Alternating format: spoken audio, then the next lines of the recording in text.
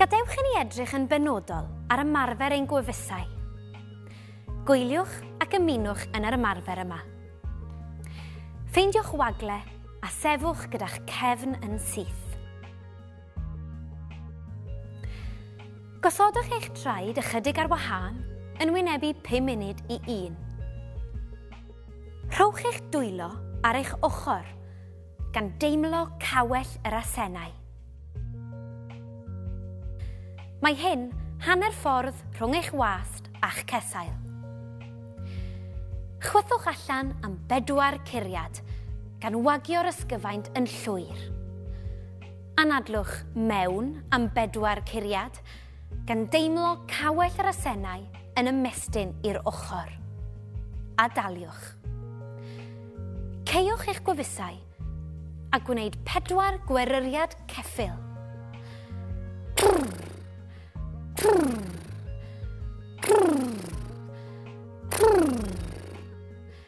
Gan gadw cawell yr asennau wedi gwthio am allan cyhyd a phosibl.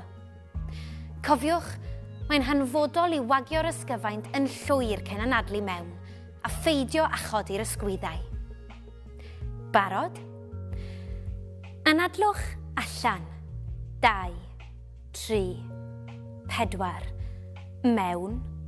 2, 3, 4.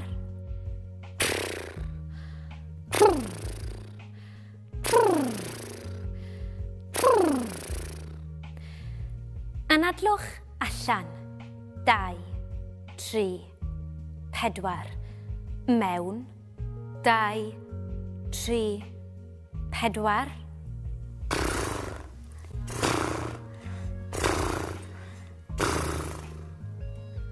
Ardderchog ac ymlaciwch. I ailadrodd yr ymarfer yma, oedwch y clip fideo nawr. Gadewch i ni ailadrodd yr ymarfer yma, ond y tro hwn, ceiwch eich gwefusau a hymio 1 nodyn am 4 curiad.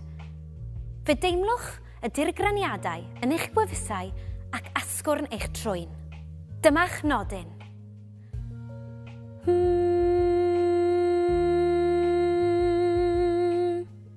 Mae'n hanfodol i wagio'r ysgyfaint yn llwyr cyn anadlu mewn a pheidio a chodi'r ysgwyddau.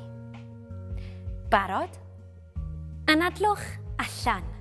2, 3, 4. Mewn. 2, 3, 4. Allan. 2, 3, 4. Mewn. 2, 3, 4.